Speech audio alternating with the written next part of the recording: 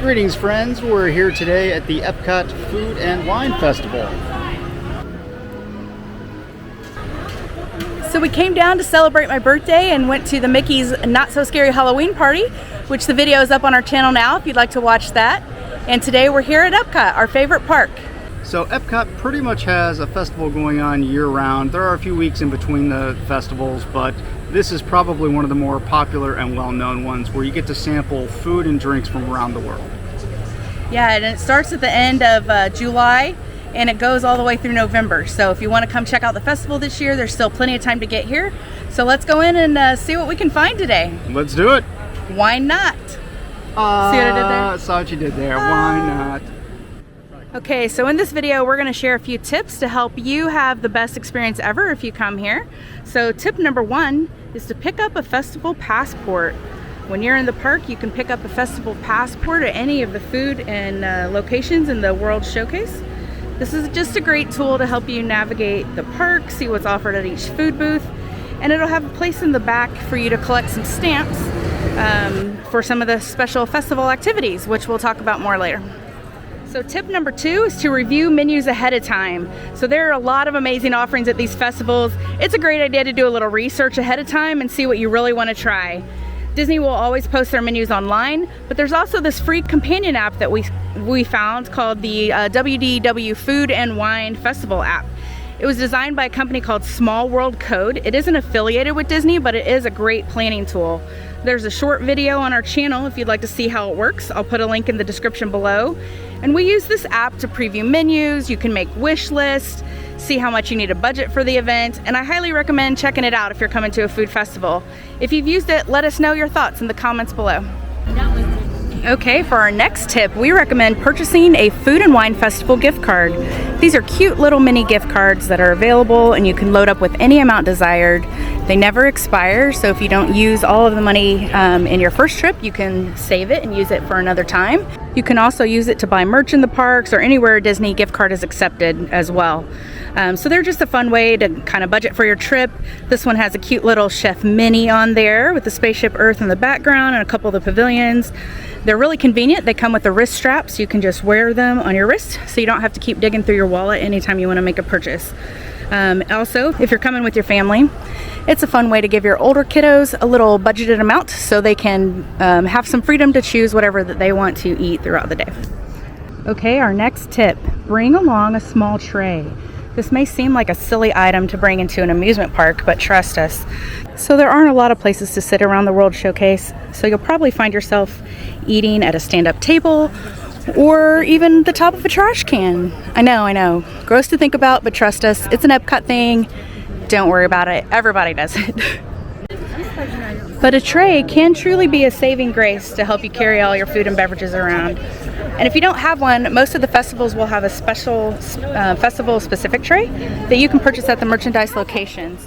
Tip number 5, take part in a special festival activity. Every Epcot festival usually has a special food crawl or activity that goes along with it. This particular festival has two, the Emil's Fromage Montage and Remy's Ratatouille Hide and Squeak Scavenger Hunt.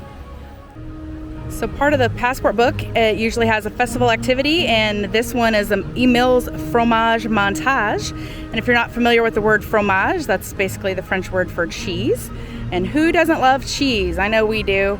So they have a lot of different cheese dishes that you can try at different booths. And when you try them, you get a stamp in your passport. So when you collect all of your stamps, you just take it back to the Shimmering Sips location near the port of entry and collect your prize. We'll show you what the prize is soon. So these are the smoked corned beef nachos, and they're from the Flavors of Fire booth, and they were part of the Emil's Fromage Montage menu, so we got a stamp in our book for these. So these are house-made potato chips with cheese curds, pickled onion, and beer cheese fondue. Excited to give those a try. We also got the yuca fries from the Fry Basket. And these are just adobo yuca fries with garlic cilantro aioli. And then Matt got an interesting drink. They call it the Swine Brine, featuring Jim Beam bourbon. Now, you don't have to have them all at the same time. You can try 5 different things. You can try 5 of the same thing. You can try them on different days if you're coming for multiple days. So the next stop on our cheese crawl, this is our 3rd cheese for the day. This comes from the India booth. This is a curry spiced cheese stick with the mango curry ketchup. Looks delicious. I'm excited to try this. Unfortunately, you can tell on here they're not hot, which is unfortunate. As you can tell, it's sort of like having a string cheese, the consistency of it. Breading's good. It does have a good curry flavor, not overly hot. I have not tried the dipping sauce yet that it came with. Yeah.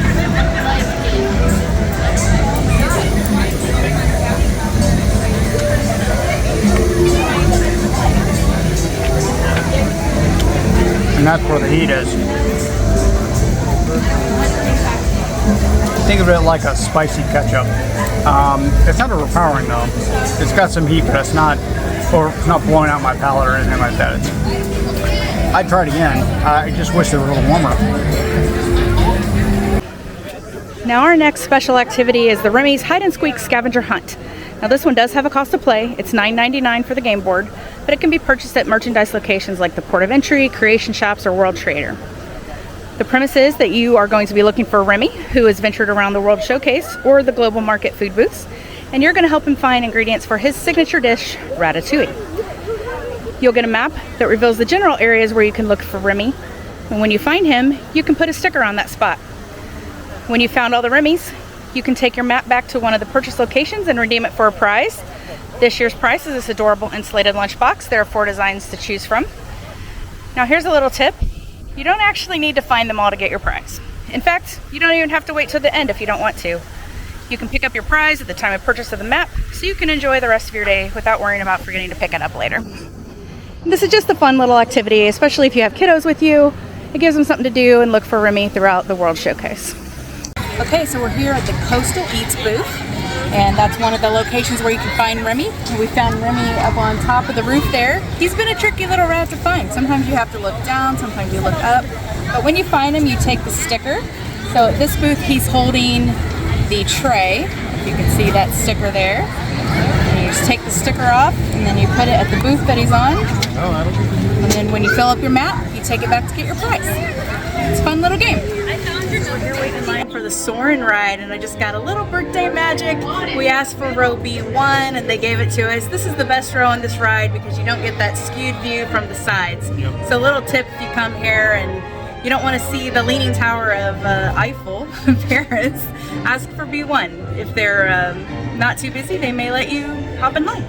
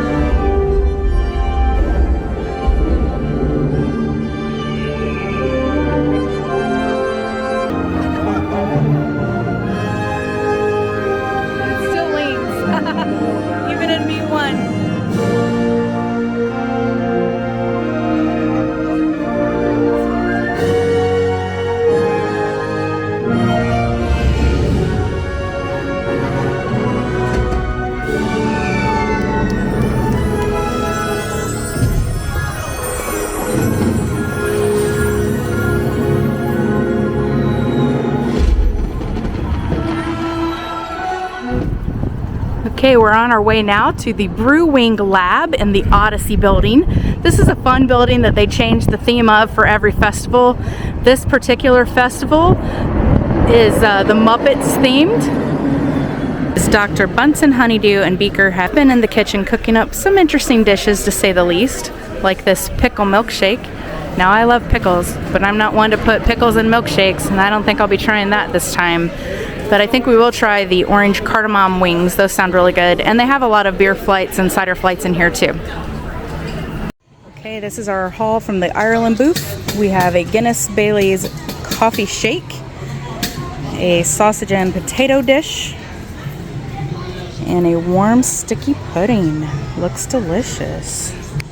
We got the Guinness Bailey shake. Cheers.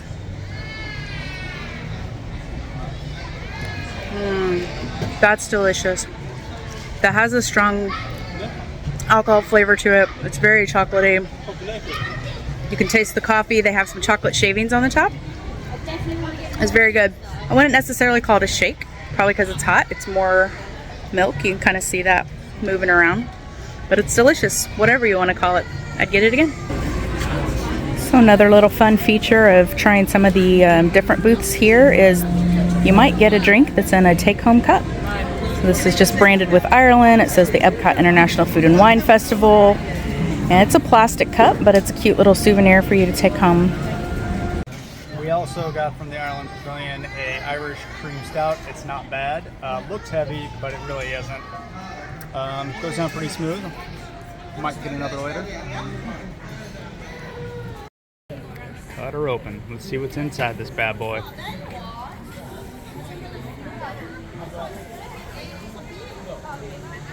Oh, looks moist. Looks good. How's the taste? That's good. Well, that's a yes from Joyce. It's fudgy, but also very creamy and warm. Delicious. The rest of us are wondering, will there be any left to taste?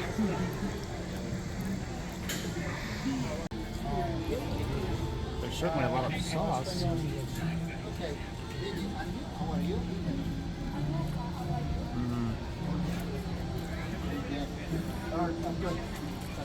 It's surprisingly airy. Yeah, that's real good. I will have another bite. I like the sauce too. Wonder if there'll be any left for the rest of us. We have from the Alps booth the raclette ham. It looks really good. Can't beat some warm melty cheese. This is stop number 4 on our cheese crawl, so we're almost ready to go claim our prize. And number 5, our stop from Germany on the cheese crawl. Not even going to begin to pronounce the name of this, but it's basically a casserole style dish with cheese and ham and onion. Looks very, very good. Also, I'm totally distracted because Joey Fatone and Friends is here tonight, and the concert just started over there in the pavilion. So hopefully we'll have a little bit of time in a minute to go see him.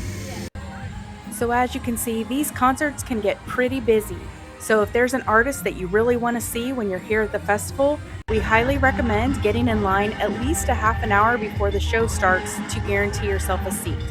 Otherwise, it might be standing room only. Give it up for my man, Montel Jordan!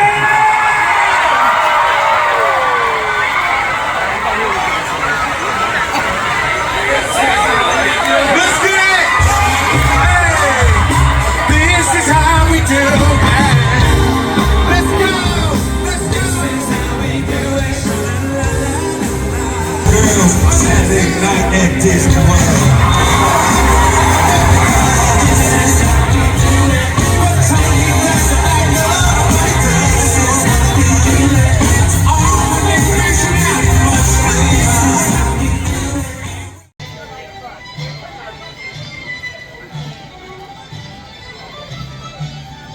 Okay, so we completed our cheese crawl and we got our prize. This is available at the Shimmering Sips booth, which is across from the port of entry. You just show them your book, they give you your completer stamp, and you get your prize, which is a strawberry cheesecake ice cream dessert. Here we are in Italy. It looks pretty tasty. We're getting kind of full, but that lemon ricotta cheesecake might be calming. And here we have the aforementioned cheesecake. It does in fact look tasty. Can't wait to dig in. Here we have from Canada, the maple popcorn with the 100th anniversary bucket. I've had a sample of it. It is really sweet, like a kettle corn. Really tasty though. You should definitely try it. Okay friends, that's a wrap here at Epcot from the International Food and Wine Festival. We had a really great day, tried a lot of food. There was still probably half the items on our wish list that we didn't get a chance to try. But you have to pace yourself. You can only eat so much. Fireworks going on behind me right now. We saw Joey Fatone and friends. Montel Jordan was here. It was just like a really, really fun birthday outing and super excited that we got to come. To echo what Joyce said, twofold to get through everything we wanted to get to. Missed out on Japan, Greece, and a couple other little spots we really wanted. Big winners this time around were the cheesecakes. They were really good. Both Hawaii and Italy had fantastic cheesecakes. Highly recommend those. Otherwise, yeah, the standard Disney fare. We loved it. Loved it. Now, tomorrow we're going to finish out our trip doing a monorail resort crawl.